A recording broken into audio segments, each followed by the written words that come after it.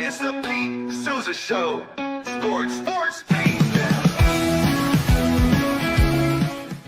Nobody tells our stories better than our clients. The difference is stark. I was rear-ended at a stop.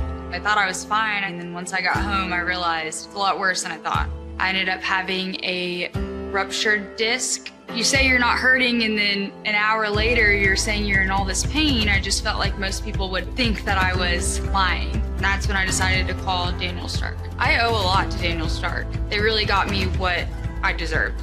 The difference is stark.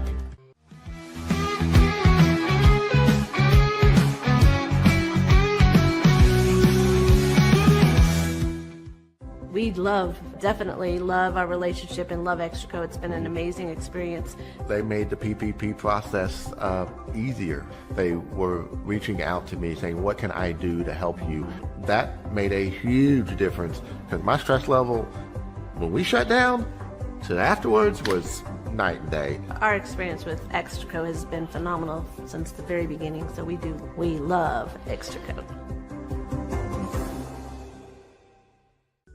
Tervis is all about staying hydrated with style and durability. You can trust Tervis tumblers to keep your drinks the perfect temperature, hot or cold, for hours. From the classic insulated tumblers to sleek stainless steel water bottles, each product is built to last and comes in endless designs to match your personality. Stay refreshed and express yourself with Tervis.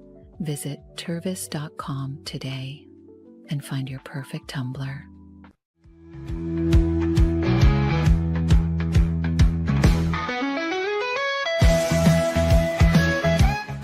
Since our founding, we've been revolutionizing hair removal with cutting-edge technology and a commitment to empowerment. The U-Like Air 3, launched in 2023, ushers in a new era of sapphire ice cooling technology, offering nearly painless hair reduction in just 3 weeks.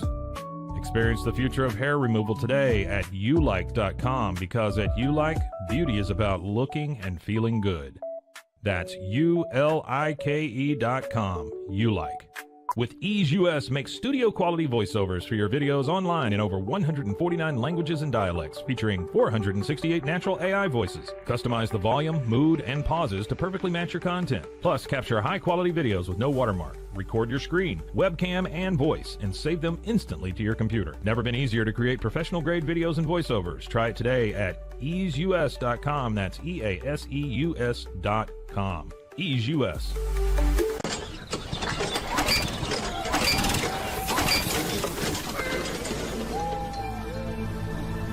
Just use AMPACE.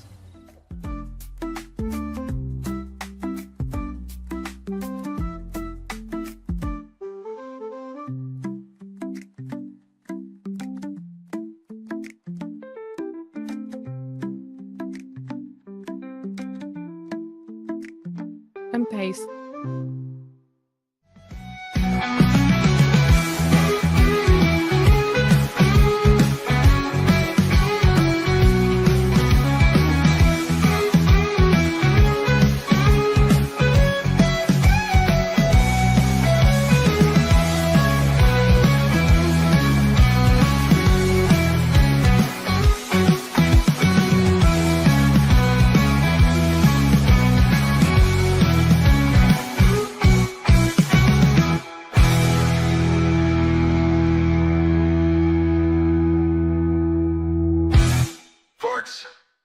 All right, it's the Pete Sousa Show. It is Friday. Hey,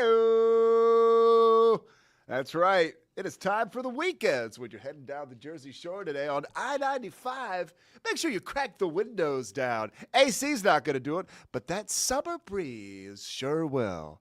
Goddamn, who sings Summer Breeze? And let's get you.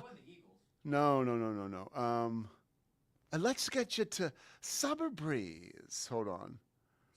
By Summer Breeze by Seals and Crofts. There you go. Seals and Crofts. Come on. I should have known that. The Pete Sousa Show, presented by Slovacics. And thinking about, it looks like Scotty's turned off today. We finally got something right around here. It is June the 27th. We are in a period of time where a lot of like the sensational sports and the events, the finals, the draft, NFL draft, obviously NBA playoffs. I mentioned the finals, NHL playoffs, all this, like the events outside of like baseball and the All-Star game and the WNBA, which is a lot of fun to follow. By the way, Sparks beat the Fever last night. So the Fever now really struggling without Caitlin Clark. That's a really super interesting situation to keep an eye on, but really nothing to report there. Other than my Sophie Cunningham t-shirt came in, dude. It's awesome, but I didn't want to wear it today. It'd kind of be like crowbarring it in. There's really no reason to wear it. And that shows how quickly the media cycle turns, right? Sophie Cunningham now is just, as she should be, the 6th, 7th woman for the Indiana Fever. No, she's still way more than that. Yeah, she is still way more than that. Scotty Swingler, by the way. On the Wheels of Steel today, we're going to talk with Scotty in the second segment, and a little bit in the first, of course. But second segment, we got a special one for you. The New York Times, if you haven't seen this week, top 100 movies of the 21st century. Opportunities for all of us to weigh in and pick our top 10. Anybody, me, you, anybody. And I picked my top 10, so did Scotty. We're going to share those for you, and it should be a lot of fun. I also wanted to talk a little bit about what's going on with the Celtics and what's going on in the NBA, and finally catch our breath and talk a little bit with Cam Stewart about the Karen Reed trial. So Cam is coming up in a little bit. Oh, man, this drives me crazy. I know this isn't your fault. Oh, no. This is the Mike Hamilton and his – by the way, this is a great show on the Rogue Media Network, right? It's one of our popular shows. It's one of our most popular shows. It's called Bois, okay? And I'm not lying. Like, if you like King of the Hill, like, this is a show for you. Did you like King of the Hill? It's not my thing. No? It is the number one King of the Hill podcast, though. It is? Yeah, I think so. In the world? Yeah, I think so. And actually, they actually had that guy on. I'm going to come back there and fix the set. No. You don't worry about it. Just show me where that picture is. I don't know where Mike put it. my poor brother has passed away. And Mike has put him away. All right, don't worry about it. So, they had the guy on. This is when I went on vacation, Scotty. The Bois podcast had the guy on who was murdered like a day later, right?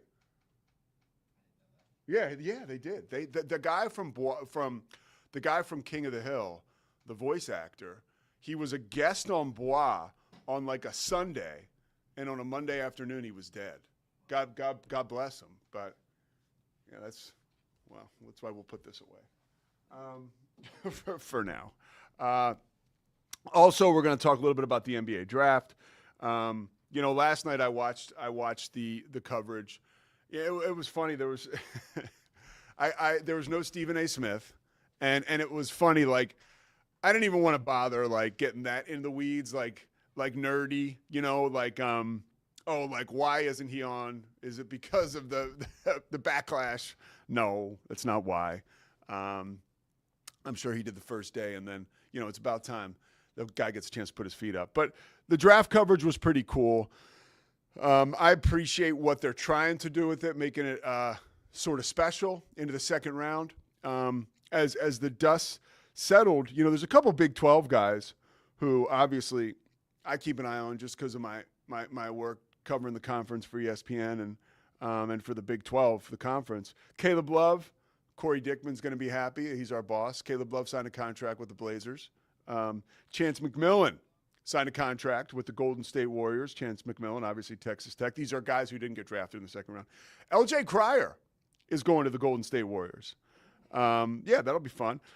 One guy who I thought was late first round potential at times when he was playing for Kansas State, and maybe a second rounder at least, but didn't get drafted, was Arthur Kaluma. He transferred to Texas, so he assigned a deal with the LA Lakers.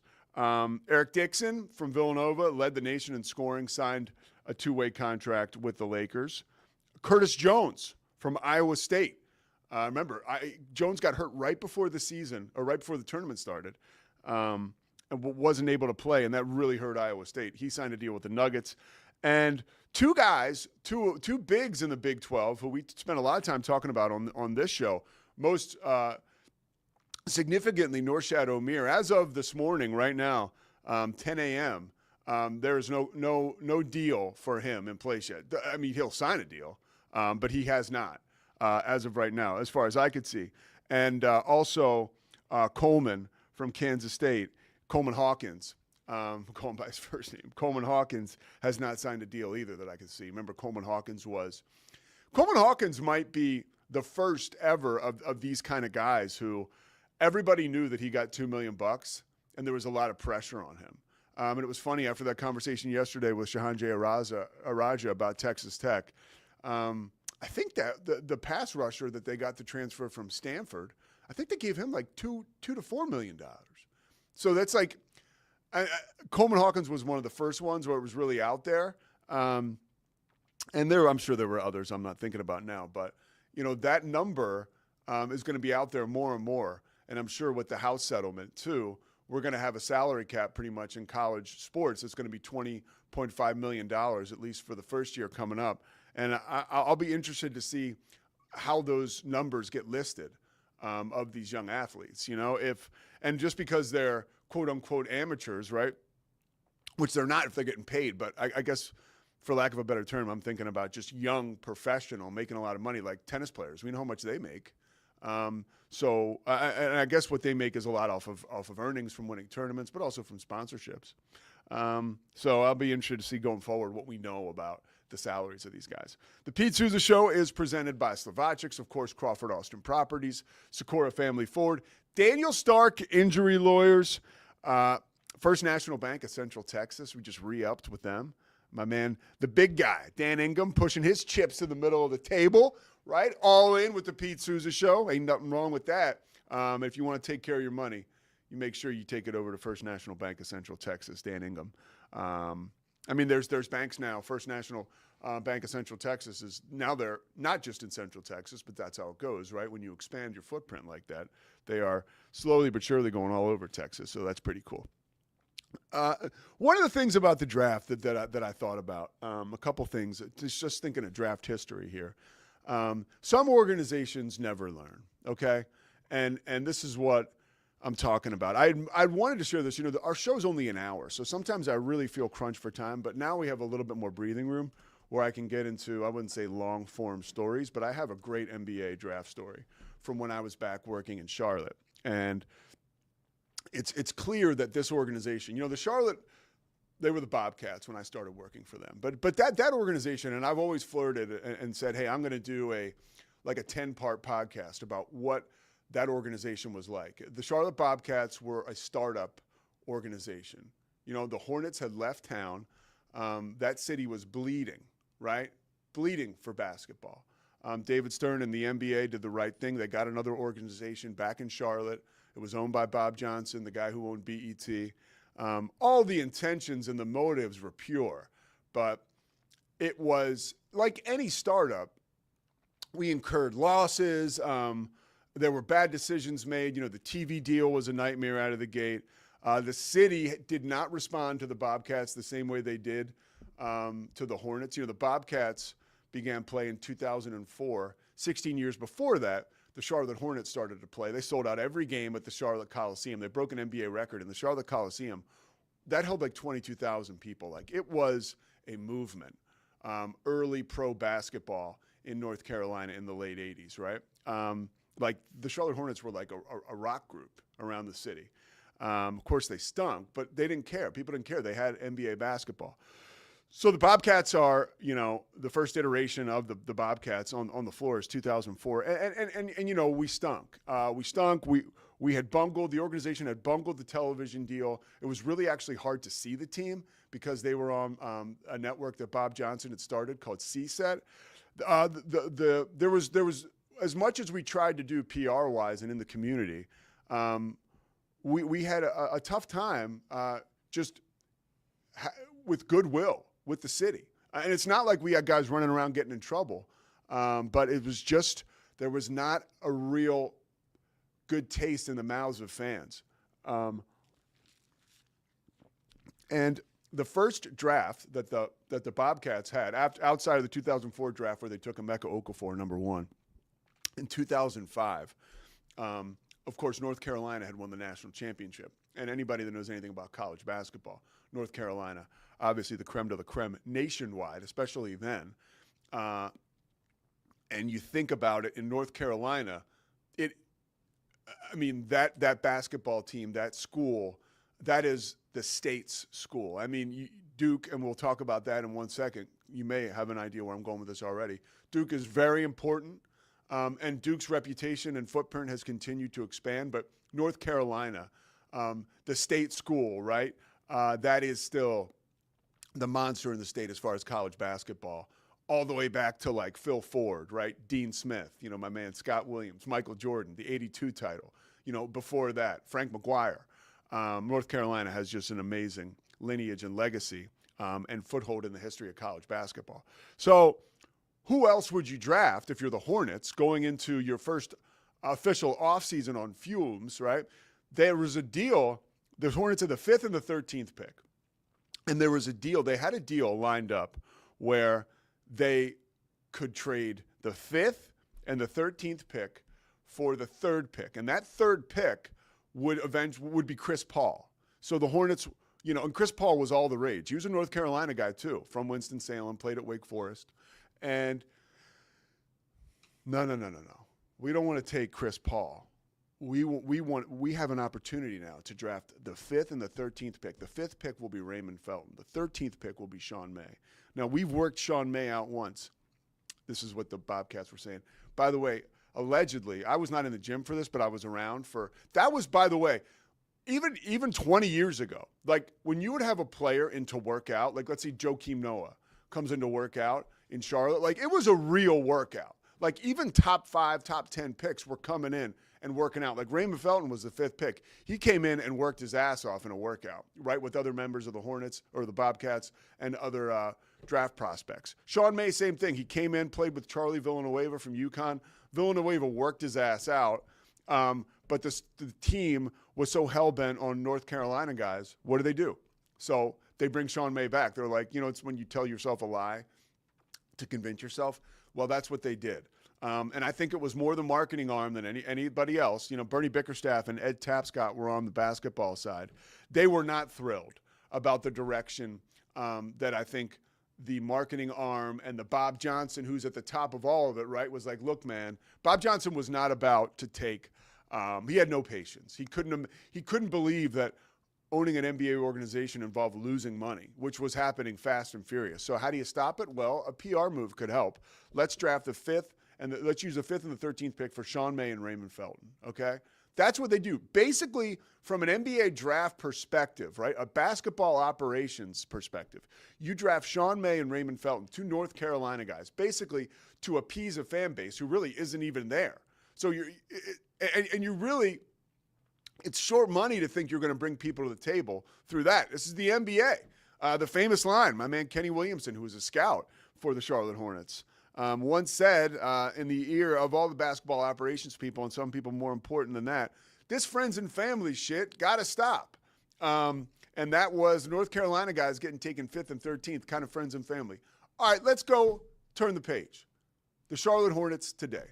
The organization still – look – I love that organization. It gave me my start. It gave me an opportunity when I got sober to come back and broadcast games on their digital network or do a pregame show, a live pregame show in arena on their digital network. I did radio, sideline reporting for the Hornets. I love the organization and some of the people there. Amazing still, right? But they don't learn. Like, look at the history books, right? I mean, you get Con Knipple, right? Who comes to town, right? Like, Con Knipple is just not the kind of guy who is going to change your franchise. But he's a Duke guy. You like him, Scotty? No, I agree with you, Yeah, Ryan. he agrees. So he's a Duke guy that you take at 5, right, who had no business. 4, who had no business getting taken 4th, okay? And then later in the draft, you take Liam McNeely. Now, I'm not going to say that Liam McNeely, it's not quite as bad as Sean May and Raymond Felton, but it is 2 white dudes getting drafted by the Hornets who shoot to me, that seems like a aesthetic move. Go ahead, Scotty. Weren't the Hornets also the ones who took Frank Kaminsky? Yes. Like 6-7 seasons ago? Yes.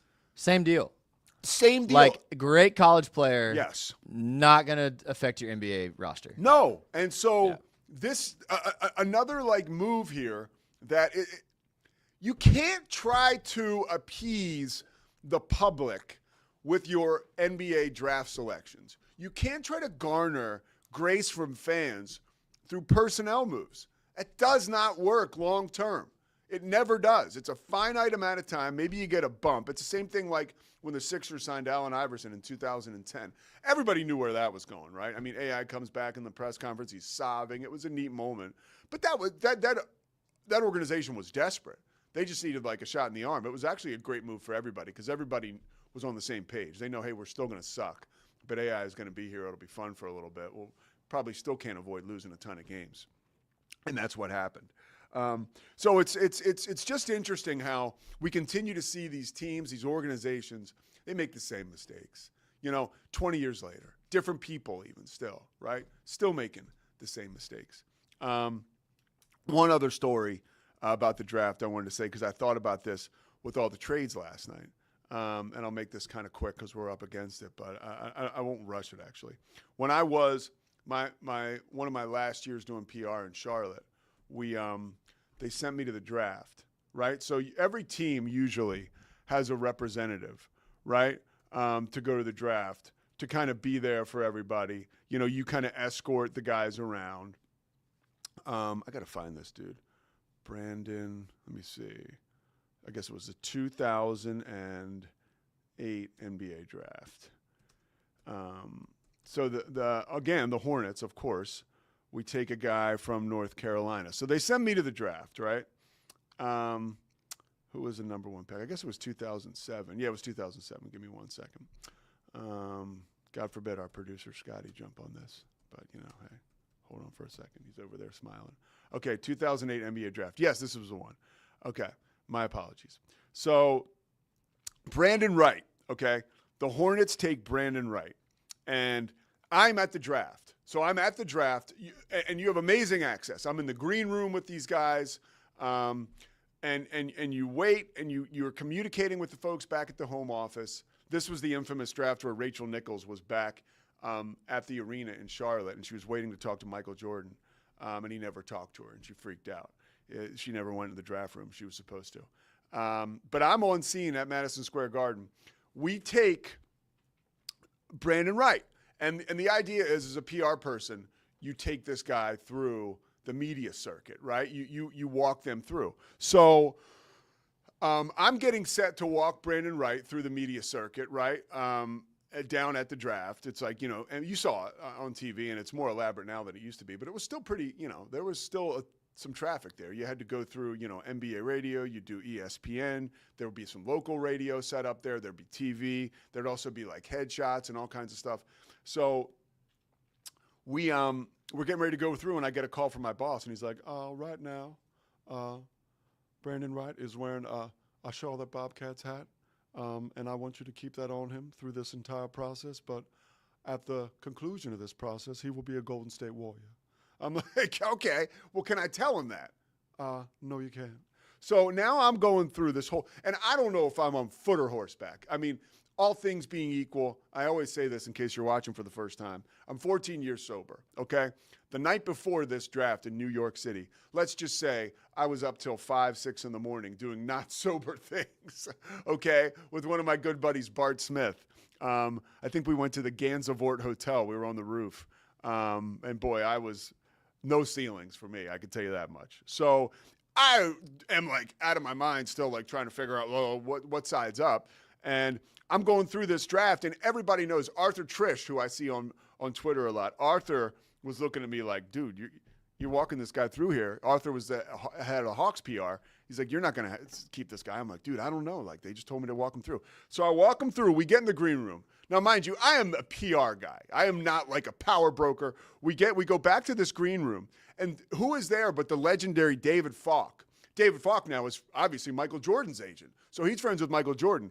Falk knows me because he's seen me around Charlotte, and I actually knew him from, he doesn't know me at all. Don't get that wrong. He knows my face. I'm a tall guy, whatever. So he looks at me, and he points at Brandon Wright. Brandon Wright's right there. And he goes, you're not keeping him. You know that, right? And so Brandon Wright's like, yo, dude, he doesn't know me from Adam. He's like, what's going on over here? Am I getting traded or what? Finally, somebody with the goddamn head on their shoulders, Mark Broussard, God bless him, who still works for the NBA today, just came over and grabbed me. He's a PR guy. He's like, hey, Pete, I'm telling this guy what's going on. Like, he's like really on pins and needles here. So I was like, okay, fine. Eventually, Mark Broussard steps in, tells Brandon Wright that he's been traded. And I forget who the Hornets got. Honestly, if you couldn't tell, it was a total blur to me. But every time I see these poor bastards put a hat on and then I hear that their name gets drafted, I think of that story and get major, major PTSD. There were also some other components of it that I left out. But, yeah, that's another thing about, like, PR guys in the NBA. This is, like, a weird thing. I mean, I can tell you back then, I was working for the Sixers. I was making $44,000 a year, right? Okay? Like, whatever that is amount of money to you, it's about $1 million shy of what like the guy making the least amount on the team was making. So I always found that so odd. You're going to send this schmuck who makes $44,000, right, on the road. I would travel with the team. And, like, I'm out there, like, escorting these guys. I'm the point guy to this $1 billion or $5 million, $10 million, whatever you want to say, $20 million, however it's valued entity. And here I am walking around like, you know, I'm blind looking. I can't find the door. And they just like, and it's not even the guys that have their stuff together, right? They're only making like, this is back then, like 90, 80, 100 grand. And they're in charge of these, like, these amazing assets for these teams. And you know, I can remember one time, actually, I won't say this story because it involves somebody who's kind of close. But anyways, all I'll say is there was a lot of instances where, like, I saw a lot of PR people who are not qualified to do their job have to make, like, a lot of big decisions. Now, I saw a lot of really good PR people. B.J. Evans in Charlotte, amazing. He's now in Cleveland. Tim Donovan is like, he's like the godfather. He's like Michael Corleone to Pat Riley, still in Miami with the Heat. But there were a lot of people who just didn't know, like I say, if they were on foot or horseback, who were a conduit to, you know, major assets. And here I am trying to orchestrate media. So whatever. Thank God I wasn't working for, you know, the Sonics, and I wasn't ruining Kevin Durant's experience. And I just got to ruin Brandon Wright's. All right, the Pete Sousa Show continues after this. We're going to the movies with Scotty Swingler. New York Times, baby. Top 100 movies of the 21st century. We have our 10 apiece. And then, of course, Cam Stewart's coming up in segment 3. Stay with us.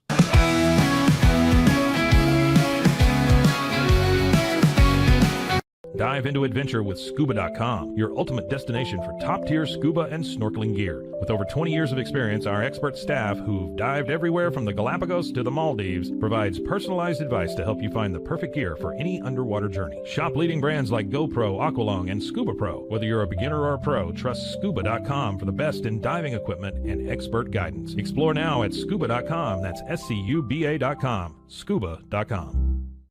At Fullwell, we bring together the expertise of registered dietitians, MDs, and OBGYNs to give you the best fertility support. Our research-backed bioavailable formulas are crafted with your health in mind, ensuring the highest quality and safety. From preconception to pregnancy and beyond, we exceed industry standards with independent testing for harmful contaminants. With our comprehensive practitioner directory, personalized care is always within reach. Fullwell, your trusted partner on your fertility journey. Visit us at fullwellfertility.com. Experience the perfect blend of exquisite craftsmanship and life-changing technology with Gevi. Every product is built with precision, featuring specialized parts that ensure durability, efficiency, and safety. We put every machine through 6,000 rigorous tests to guarantee long-lasting performance. With cutting-edge technology and a commitment to energy efficiency, Gevi makes your life easier, greener, and more convenient. Upgrade your everyday with Gevi. Visit us at gevi.com to discover more. That's gevi.com. With San, owning iconic furniture no longer requires paying a premium. We use the finest materials like Italian top-grain leather, known for its durability and luxurious feel, and apply meticulous attention to detail in every piece we create. Our replicas are crafted with the same care and precision as the originals, but a price that makes them accessible. With over 15,000 satisfied customers worldwide, we've proven that high-quality furniture doesn't have to come with a high price tag.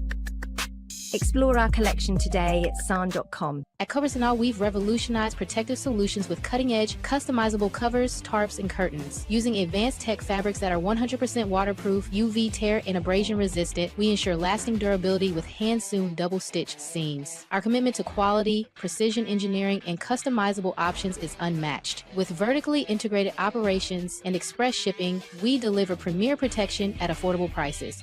Visit coversandall.com today for the perfect fit, guaranteed to last.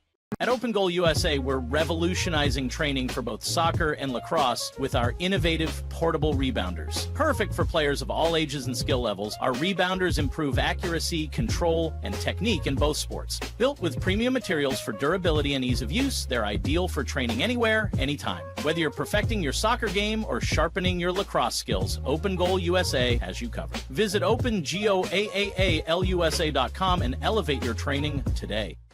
Relax with Hemp Delicious. Organically grown hemp, massively blended with delicious organic herbs, responsibly sourced for their holistic benefits. Each sip offers calming, antioxidant-rich wellness. Brewed just for you.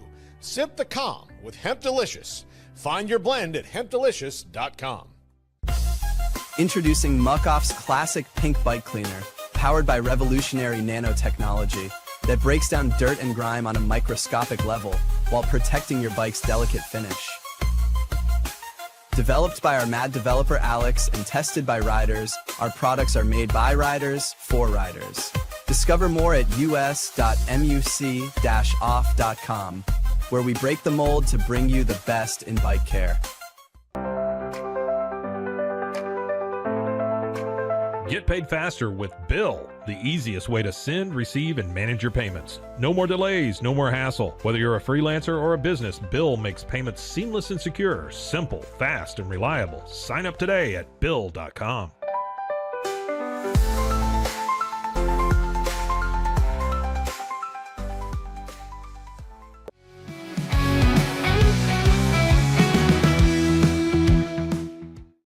Sousa Show brought to you by Slovaceks. Rolls on. We're taking it to the movies. By the way, Jason Richardson was part of the deal that sent Brandon Walker out of town. I think, yeah, it was Jason Richardson, right? Yes.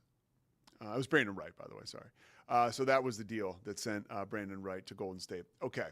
Now let's talk about the New York Times and what's going on with they got a pretty cool thing going. 100 best movies of the 21st century. We are actually encouraged. I voted. I did my 10. Scotty did his 10 as well. And, of course, the New York Times, I guess voting is done. You can still do it.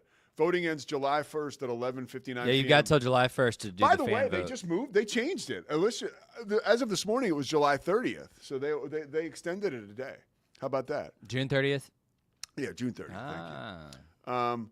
Yeah, so, and just to give you a quick synopsis or some context, more than 500 directors, this is by the New York Times, they wrote this, more than 500 directors, actors, and other notable movie fans, including Julianne Moore, Mel Brooks, and Barry Jenkins, submitted their ballots for the best movies of the 21st century. Now it's your turn. And by the way, the list is long and distinguished when you look at the actors, like big-time actors. So it was movies of the 21st century, which, all right, Scotty, come on, which I screwed up. Yeah, Pete sends me his initial list, and I think 3 of them were from the 21st century. Dude, I was like, why don't they have Halloween? He was like, why is it hard to vote for Jaws? So I was doing like write-ins. I texted him back, bro, most of your movies here are not from the 21st century. So I had to quickly learn to read. Catch him up. Dude, I'm telling you, that's the story of my life. It's like, dude, follow directions. I don't know if it's the dyslexia or just that I'm like slow. I think you can always, the Bill Parcells quote, never discount stupid. It's always in there somewhere. Yeah, so keep that in mind. All right, let's see your list first, Scotty. Mine? Yeah, I want to see yours. Well, do you want to see the New York Times first? I guess. I mean, I want to see. They're not going. Let's not do 100, right? It's just no. We'll do the 10. So that you said all those celebrities voted, right? So Yep. these were the 10 all the celebrities picked, and I think it's a pretty good 10. There's some in here I've not seen. I have seen most of these. Yeah. Any in there stand out to you? Yeah, The Social Network's on my list. Absolutely love it. And then 9, Spirited Away. 8, Get Out. Love it. Spirited Away. Spirited Away. Sorry. Yeah. I haven't seen it. 8, Get Out. Loved it. 7, Eternal Sunshine of the Spotless Mind. Never seen it. 6, No Country for Old Men, awesome. Yeah, that Moonlight, movie's great. never seen it. 4, In the Mood for Love, never seen it. 3, There Will Be Blood, loved it. 2, Mulholland Drive, never seen it. Parasite, loved it. Okay. I want you to imagine this real quick. Yeah. So I told Zach Owen, we were talking about this today. Zach Owen show, by the way, on the Rogue Media Network. Yeah. Country Music Variety Hour. Scotty's going to be performing next I'm performing there Tuesday. Yeah. I hope he knows I do not resemble a country music musician in any way. By the way, I'm wearing a Blink 182 shirt today to work. So just let it rip. But Zach Owen asked me, so what movie did the New York Times have as number 1? I was like, Zach, I need you to listen to me. I said, it's a Korean film. But it's incredible, and you should watch it. He's like, I don't know. You got to be able to read to do that. I said, yeah, you got to be able to read. Well, I've always had a feel, like, honestly, especially with all of our trouble now staying dialed in with anything, subtitles are good for me because it keeps me engaged. Okay. There's nowhere else to go. If you want to keep up with the movie, Right. you can't be going to another device. That's one of the movies that will keep you engaged because you'll be on the edge of your seat the whole time. Amazing movie. Yeah, it's a great movie. Amazing. All right, amazing Pete, here's movie. your 10. And you sent me these this morning. Okay. Talk us through it. By the Okay. way, I like your 10. You do? I do. Thanks, bud. It's different than my 10, but I like I your got 10. to pull mine up now because I can't see that shit. Hold on. Do we need to get you some glasses, Pete? Yes. Okay. So I have, and in no order, okay, Departed. I mean, I don't know that you can argue with that. A sleeper I have in there is Blue Jasmine. Just an unbelievable Woody Allen movie. Forget about what you think about Woody Allen. It was just, it blew me away. Sideways, same thing. I mean, all these movies, by the way, if you know kind of what I'm all about, like I'm a big, like, I just love good dialogue in a movie, like back and forth. I'm not a huge, like, action guy. The Social Network, we talked about that. Gone Girl, I thought was amazing. I really did. I was just captivated by that. All these movies, by the way, I think I saw in the theater. Yeah, all of them except for Sideways, and the one documentary. American Gangster, I mean, it speaks for itself. Training Day, Tour de Force by Denzel, might be one of my favorite of all time. Moneyball, same thing. You just can't take your eyes off the screen, off of Brad Pitt. And then also, for a movie that was based on a sports story to be so accurate and so tight, I just, that to me, I fell all over myself. I just love that movie. And then maybe one of the best movies of all time, dude. It won an Oscar, is O.J. Made in America. I still will rewatch that today. I know that's kind of dark, but it's the most well-done documentary I've ever seen, and I have seen a lot of documentaries. So there you go. It's a good list. I will tell you, I know, obviously we saw Social Network was in New York Times top 10. Gone Girl's on the 100. Moneyball's on the 100. Departed's on the 100. I was surprised Creed is not. Yeah, Creed. Creed is probably the second best Rocky film. Well, now we don't have enough time to go into that. I mean, but it probably is. I mean, I'm just in terms of quality, writing, storytelling, like Rocky is untouchable. Yeah. But of all the sequels, I think Creed is the best. I think, I would disagree. I put Rocky 2, 3, and 4 before I would put Creed. Zach Burke's making faces across the room. I would not, but that's okay. My point is, 4 is amazing. It is, but I mean, like, I'm just saying all 4 before Creed just seems. My point is, Creed.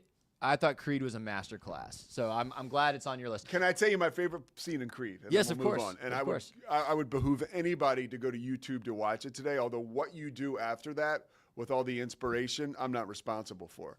When Creed, Adonis Creed goes into the ring and they play Hail Mary by Tupac. The whole scene, like when he's warming up in the locker room before, and you just hear the time. And I know it's time to go out and take to the ring. I got goosebumps right That's now. the kind of filmmaking that I'm saying Rocky 2 through 4 does not have. It's a great scene. It's a phenomenal scene. It's unbelievable. So I will tell you, I'm going to show my 10. Creed was high in my brain that did not make it. Social Network, Gone Girl, I considered as well. And you're going to learn a lot about what kind of movies I like when I show my list because in some ways I am exactly who you think I am. These are my 10. Now, I'm going to tell you right off the bat, Rogue One is not a top 10 movie of the 21st century, but I'm a Star Wars guy. Yeah, this is your list. And I had to put a Star Wars film in there. Yeah. My rules for myself in this list were I did not repeat directors. Otherwise, Chris Nolan would have 3 or 4. And I did not repeat franchises because all 3 Lord of the Rings movies would be in my top 10 if I repeated a franchise. I think those are like maybe the greatest accomplishment in film history. So I've got I'm pulling your list up on So my I've got screen Rogue so I can One.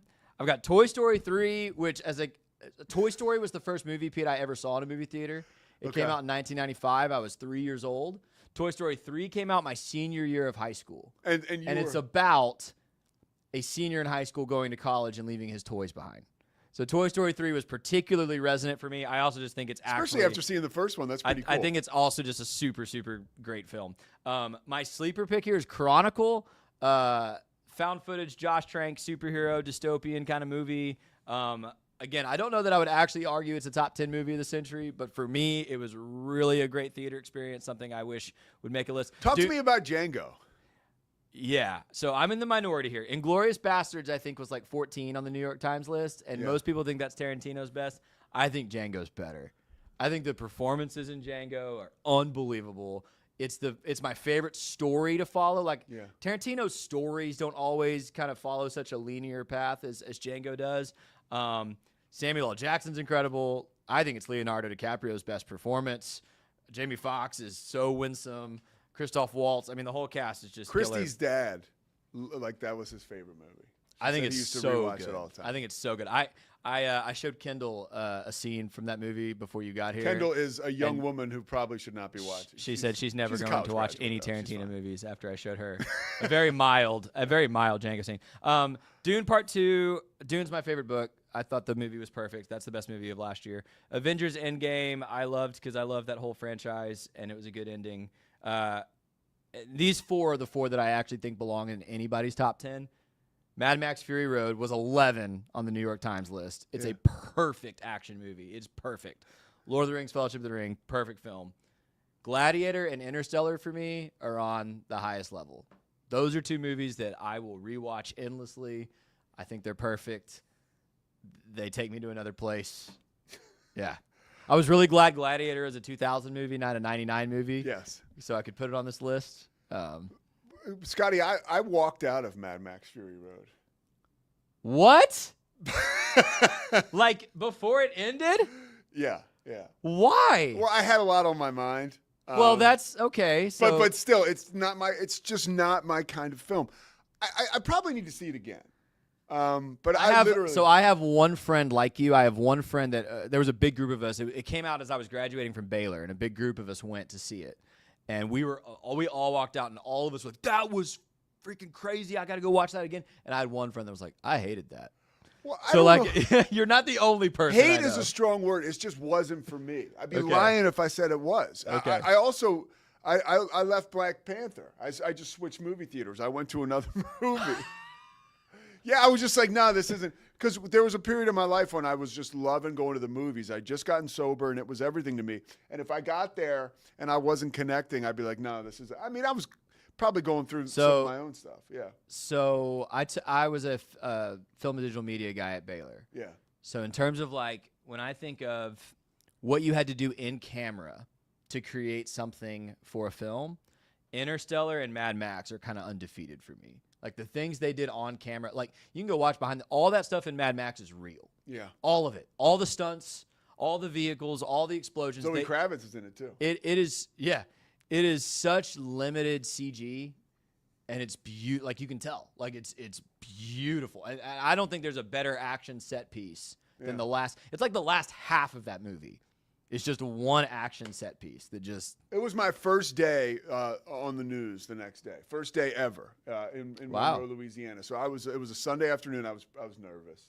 So I was just like, I got to get out of here because I knew the next day I wouldn't be able to read the news. All right, Interstellar, by the way. Yeah. So you had a great take on this yesterday. Talk to me a little bit about what Interstellar meant to you and Matthew McConaughey's role in that. I'm trying to remember what I said yesterday. Do you remember what you said? Oh, I geeked about the black hole thing. Is that what you're talking about? Well, no. At the end of the day, you said And it's Matthew McConaughey going to yeah. space. Well, I geeked about, like, Interstellar was a science fiction movie that a theoretical physicist created.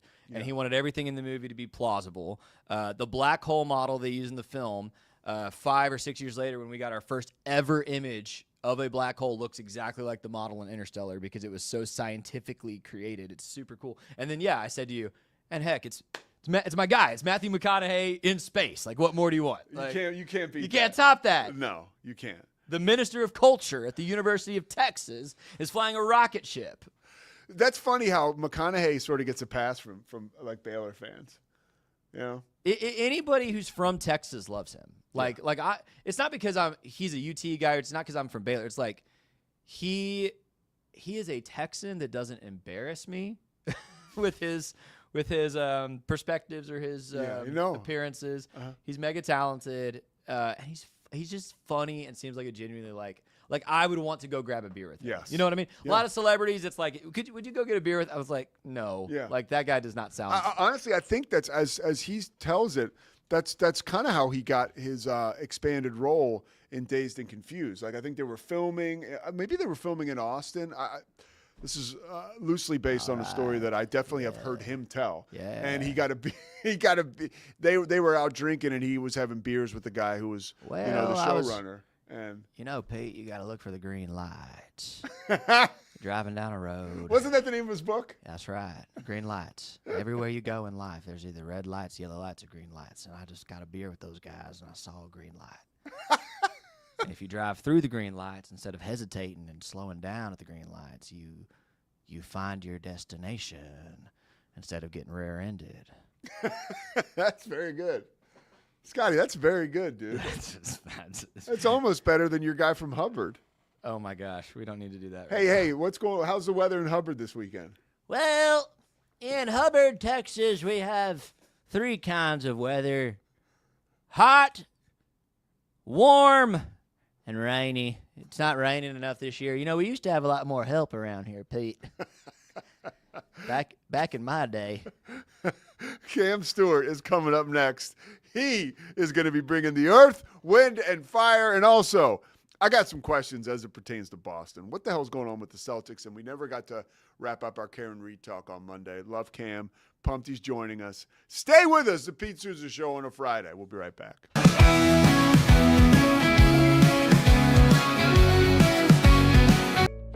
Did you know nearly all stock price changes of 10% or more result from a single news headline? These news catalysts create trading opportunities every day. All you need is a little help to reach out and take them. It doesn't matter if your investment budget is small or big. All you need is Benzinga Pro and its powerful news alerts, price tracking, and portfolio monitoring. Subscribe now, and we'll skyrocket your portfolio today. OsleyMD.com. I've always had thin hair my whole life. It breaks off at a certain length. In the last 6 months, I've noticed it just really bad. I mean, you could totally see it. I wear a hat a lot. I tried several different products. My experience with the Bosley MD hair regrowth kit was amazing. It was easy to use. It let me take off my hat. I could go in public and have my picture taken and feel normal again.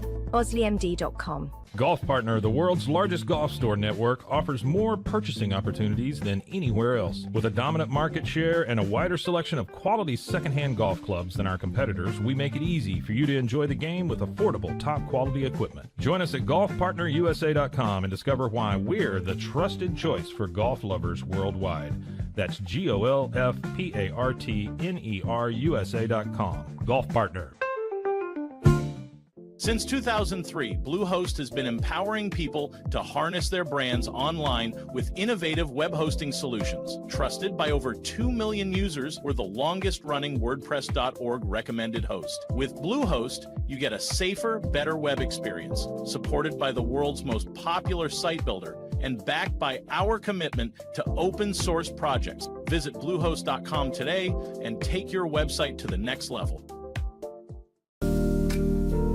Experience the future of secure private cloud storage with Internex. Protect your files with end-to-end encryption, ensuring your data stays private and accessible only to you.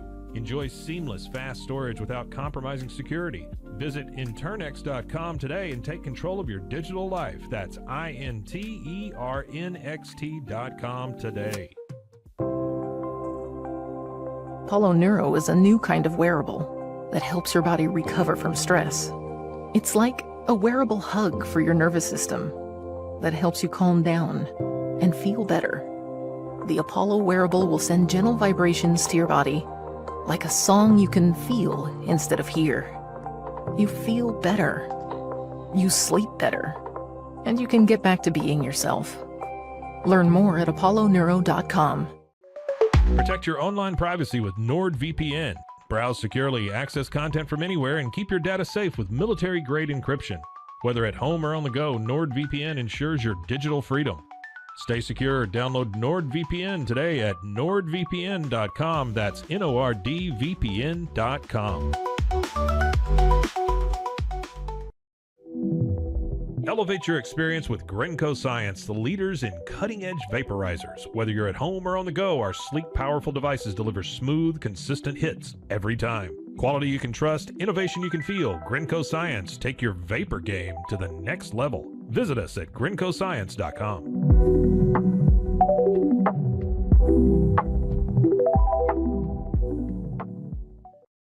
It all began with a simple idea, cutting handles off old ski sticks to create better pull-up bars. This sparked the creation of the revolutionary Engels 90 handles. After testing over 70 prototypes with 300 athletes, our patented handles were launched in 2018. We continue to push the boundaries of strength training. Join us in making your training more natural and effective. Visit Engels90.com to learn more and revolutionize your workout.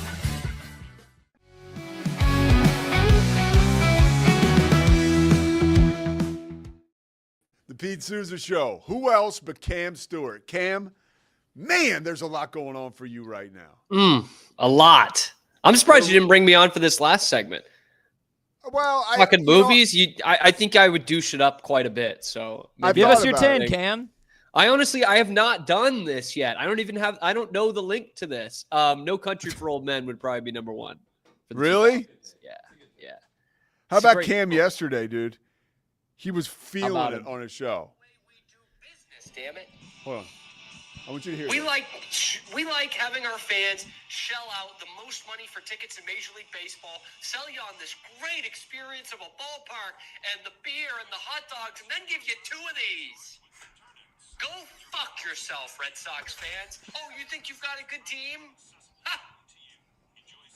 Wait till you hear how we're going to spin this one. You got to listen to the Cam Show. A little music bed in the background? Yeah, I don't know where that came from, but I literally was recording that on my phone yesterday because you were on such a heater. So make sure you watch the Cam Show. It's coming up after us. The dude is very compelling, to say the least, and also he's informed. First of all, you got your Hartford Whalers cap on, so props to you. I know we're going to talk about Boston sports, but I was talking yesterday around town here in Central Texas. There is more hype around this Baylor football season than I can remember, more so than after they won the Sugar Bowl. I think that's right. I was thinking about this last week. I think there is more hype. So 2022, after they won the Sugar Bowl, they were preseason ranked number 10. Yeah. And it was kind of this weird thing where we were still kind of living in the shadow of the basketball national championship too.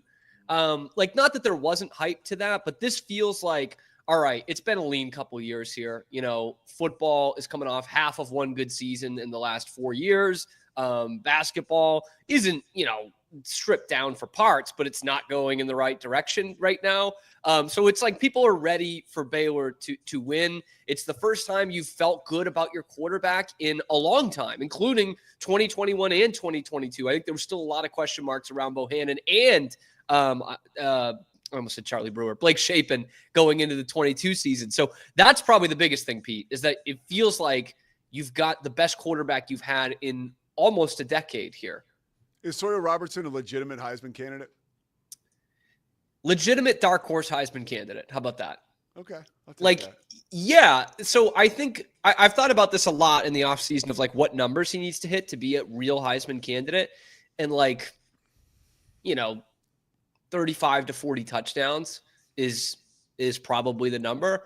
And I don't think that's impossible for him. Like, I think he can get to that. Obviously in a regular season, that's 3.25 touchdowns a game to get to 40, which I think he can get near that for a whole season. I really think he's that good. I think he's in that kind of an offense. I mean, there was a stretch of most of last year where you were just writing it down in Sharpie. Sawyer Robertson, 3 touchdown passes today, right? Yeah. And he was still kind of getting in a rhythm. So, yes, I don't think he's going to win it. I'm not going to sit here and put any money on it, but he's going to be one of, I think, if it all goes well, one of the 3 or 4 best quarterbacks in the country, and that gets you in the conversation.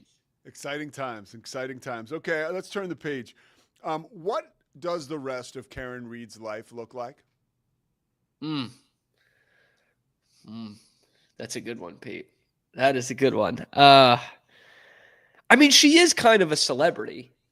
So it would have been so much easier for me to say what it was going to be 20 years ago, and that would be the reality TV circuit. You know what I mean? Like, she would just be on Big Brother and Survivor, and actually she'd probably be the Bachelorette. She's kind of right between the Bachelorette and Golden Bachelorette, right? Dude. Like, I mean, that would print money. I mean, she would do something like that. I'll bet she does a podcast. Okay. How about that? She does a podcast. There's going to be more documentaries made. And I think she's going to live off this a lot. And what's funny about it is she doesn't have to. Like, she's clearly very smart. She was very successful in her career before this all happened. But she's a star, man. And now she is a star. I think she's going to live off that quite a bit. I think she's probably banging her lawyer and will do some sort of podcast, reality TV circuit combo. Yeah, I'm sort of with you. Like, I don't think, like, we're not talking about celebrity. What's up? I'm telling her not to get pulled over. That's probably not a great thing for the rest of your life, I would say, in that area. Maybe move to California or something. Well, and that's a very good point. But I think that she will be reality. Remaining in the public eye. I don't think I think she is too smart to be like, you're not going to see her like celebrity boxing or anything like that. Like, I don't think she'll bottom. I hope she doesn't bottom out. That would be great. Yeah. She had too much of a career before this. Well, when you see stuff now that's out there that says, and I've seen some going into the weeds, some conspiracy stuff like, these jurors were like, free Karen Reed supporters. If you see the jury now, like, going out front, right, doing media interviews and stuff. Do you put anything like any stock into that? Like, do you believe that is all possibility? Like, because I always go back to, we were just talking about the best documentaries of all time, the OJ case, where people felt like it was their rite of passage to let OJ off because of years of sinister behavior by the LAPD. With Karen Reed, it's almost the same thing. We have years of whatever with Boston PD. And maybe there's another instance of that here. So do you buy into that at all? Like, that this is a jury with a job to do inside their heads? I mean, yeah, to some extent, right? Like, I didn't think there was any way that she was just going to be found guilty. I thought it would have been a hung jury. This case, at least that we've seen in the public. But yeah, I think there's definitely some of that there. And I'll go back to when I was back home last summer, man. I mean, you couldn't go anywhere. I couldn't drive in my car listening to sports talk radio, family parties with a bunch of 60-year-olds, a supermarket, nowhere without talking about this case. Everybody's got an opinion on this case. And the Dedham court was an absolute friggin' madhouse every time she was there. So all that to say, like, there's no way to not get, I don't know, to be totally not privy to this case, right? There's no way to not have kind of a bias here. Everybody's got an opinion. It was probably the same way with the OJ case, a little bit before my time. But I think there's no way that there's not some bias in that jury. And yeah, I hope that there's not something in 20 years where one of the jurors says, yeah, we knew she was probably guilty, but we needed to prove a point, like some of those OJ jurors did, like on camera, which was just horrifying. But I do think there's just no way that there's not some sort of bias there. What, for you, like, was justice served? Well, no, because we still don't know what happened. So to me, that's not justice. I mean, it is a sense of justice that I don't think Karen Read did it. So I think or we don't have the evidence to show that Karen Read did it. And in this country, that means you don't get put in prison.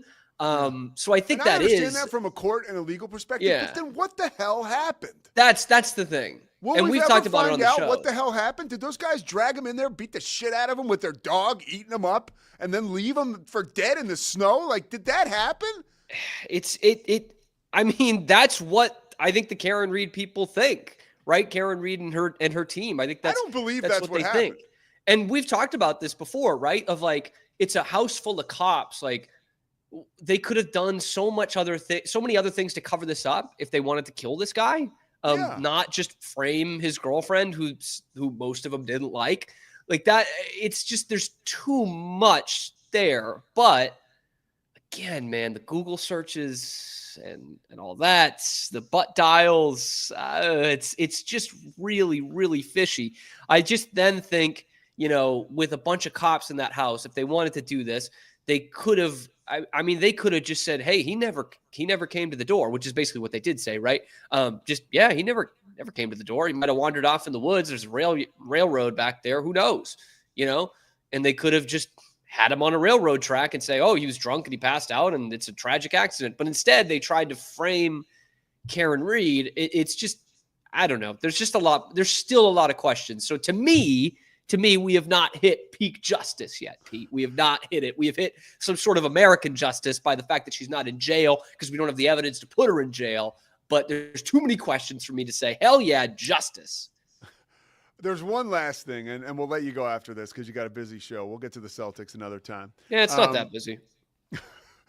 Karen Read making out with the cop is probably the most underreported part of this story.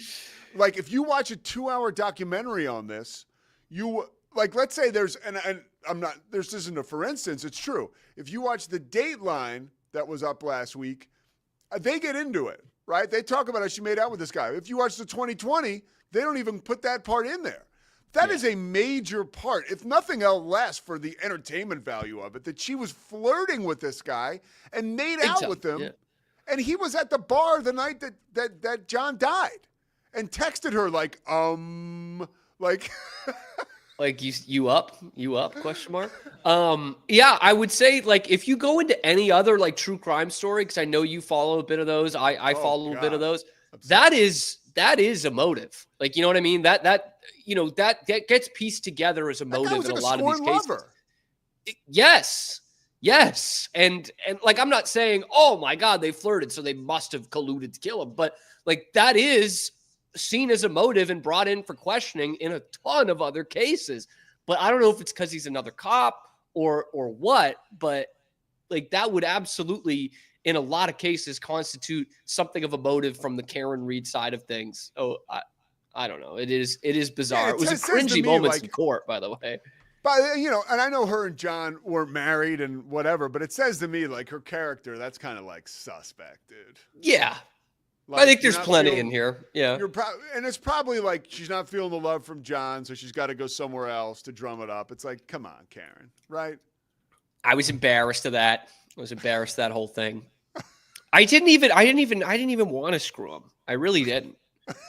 I was just trying to make John mad. Did we just hear a bunch of that? That was such a cringy moment in the HBO thing too. Do you find her a sympathetic figure? No. I don't. I'm wondering why all these other people do. No. And you know what's actually funny about that is, like, I lean on a ton of what I've seen in sports over the years to come to that conclusion of, like, does she deserve to be in jail? I don't think so. I don't think you have enough against her, and I'm glad that she's not in jail for that reason. But sympathetic? No. I don't think she's very likable. She's taken this whole opportunity to become a celebrity, like taking selfies with people, signing autographs, you know, inviting some media members out for dinner. Like, to me, that's not how to handle this. And it becomes the Karen Reed trial and not the John O'Keefe trial. And so I don't sympathize. No, I'm glad she's not in jail again because of this, but I don't think she's a very likable figure. And therefore I'm not too sympathetic. Her life's going to go on. Like, she's free, and she's going to get all the publicity that she sought out, whether it's good or bad. She sought out a ton of publicity as this trial went on. I know she didn't ask to be a part of this trial, but clearly she hammed it up quite a bit. Like, you and I could both agree on that. She loved having the cameras in her faces quite a bit. This summer, is she Martha's Vineyard, Newport, Rhode Island, Cape Cod? Where is she? I mean, she can afford Nantucket at this point. Yeah, maybe she gets away. Maybe she gets way down to Newport, which is like an hour from Boston. Maybe. But yeah, I think she's an island girl for the summer. Probably keep it to herself. She's got to get. The one thing we'll learn about her and the lawyer get a place in Nantucket. Yeah, we touched on this a little bit. She's got to get out of that area. If she stays in that area, she's got major league balls. Maybe that's what she thinks she has. You know, maybe she thinks she's got major league balls. But yes, she should. If I were her, I wouldn't even live in Massachusetts anymore. It's like OJ staying in Brentwood. Yeah, I wouldn't do it. I might even leave the country if I was her, just to get away from it. But she kind of loves it. But then again, you can't go out and have 10 drinks and drive anymore, Karen. Like, they're gonna get you. They're gonna throw the book at you. You know what I mean? You can't make a misstep in Canton anymore. The stakes have raised. I mean, yeah. All right, Cam Stewart, you're the best, dude. Check him out on the Cam Show. I really was like, we were so sped up on Monday. I had to talk to you about this trial. So I appreciate your time, dude. Hey, I appreciate you having me as always, Peter. All right, the Cam Stewart Show. Check him out. That is coming up here shortly. Actually, it's just about to start. So there you go. Cam giving us some of his time on a busy day. We will be back on Monday. We can't wait. Scotty and I are headed to Dallas FC on Saturday. Scotty, let's see. Let's say the name correctly if you're going to go. It's FC Dallas, baby. Well, let's see one thing. Ready? Yeah, I'm ready. FC Dallas line. Yeah, they're having a rough season. They are. Yeah, it's been a rough season. All right, so let's see. Do they have odds on this, right? Probably. So I got out of sports gambling recently. Okay. Otherwise, I would know already. There's no odds right now, but we'll have Who some are they odds. playing? Remind me. I forget, dude. They play San Diego. Ooh. Who's going to win? Dallas will win. Really? But I bet the odds are for a draw. Hold on. Really? Yeah. Hold on. Let me see. San Diego FC. Let me see if there's a betting line. I'm so bad at this stuff. Hold on. Bear the Truth says they'll pull it out Saturday. That's right. Okay. So it's plus. So Dallas is plus a goal, plus half a goal. So they're plus 0.5. Okay. And the money line is plus 205. So I'm going FC Dallas. Let's go. You're gonna tip me on this. Don't. I'm not trying to get you at it. You know? Stay over there. All right, you can have a beer and I'll bet on the game. And there we go. We'll stay that way. We won't cross over. Yeah. All right, Pete Sousa Show. We'll be back on Monday. Have a great weekend. Oh, my outro video wasn't ready. Here we go. Peace out. It's the Pete Sousa Show. Sports. We definitely love our relationship and love Extraco. It's been an amazing experience. They made the PPP process easier. They were reaching out to me saying, what can I do to help you? That made a huge difference because my stress level, when we shut down, to afterwards was night and day. Our experience with Extraco has been phenomenal since the very beginning, so we love Extraco. Nobody tells our stories better than our clients. The difference is stark. I was rear-ended at 70 miles an hour. I was injured, had a concussion. The insurance company, they delayed. They were playing games from the initial conversation. They weren't going to help me. The biggest thing I learned through this is that you can't go through this alone. I called Daniel Stark. They were going to help me and everything was going to be all right. Daniel Stark got me 10 times the insurance company offered. The difference is Stark.